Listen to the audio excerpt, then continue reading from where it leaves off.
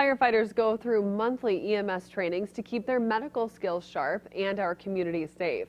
But today they're getting extra hands-on. KIMT News 3's Annalise Johnson is live to tell us how. Annalise.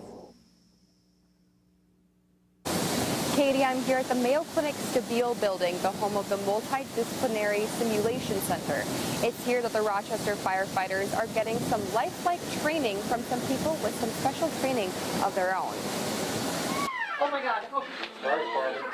Come in. Here's the scene. 16-year-old high school student John is having an anaphylactic reaction to a bee sting, and his school nurse called for the firefighters' help. But in reality, It's so scary. I did pull his records.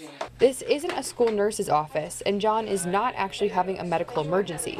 His name isn't even really John. These are actors providing lifelike training for the firefighters in the simulator, while Battalion Chief and EMS Group Coordinator Eric Propotnick watches behind a one-way mirror to see how they respond. It gets everybody's stress level up a little higher. It gets us, about as close as we can to the real event. Things always play out a little bit differently on the street compared to a sterile classroom environment. While the firefighters know the situation isn't real, they treat it as if it is. It gets intense. They've got some great actors here.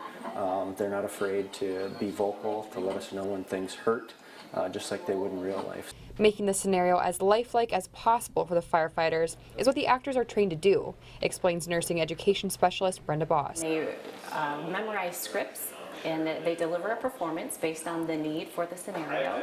So it's very lifelike. It's very similar to a real situation. We're trying to move away from the textbook answer or technique to a question and how it really is going to play out on the street with a real live patient whose situation is imminent. You guys did great. After the simulation session, the groups of firefighters watch the recorded video of their training and talk over what went well and what didn't. We have an instructor assigned to each scenario. They're able to critique with the crews, look at areas that they excelled and also areas where maybe they could improve. All in an effort to ensure the fire crew is prepared to respond to real-life medical calls and save lives. The firefighters also went through a simulated traumatic bleeding scenario where an actor was fake stabbed in the leg and spurting fake blood. LimLab created a special device to attach to the actor's leg so that the firefighters could realistically apply a tourniquet without injuring the actor. A fun fact, the fake blood they were using today is actually made from beet juice. Live in Rochester, Annalise Johnson, KIMT News 3. Thank you, Annalise. And every Rochester firefighter will run through all these scenarios.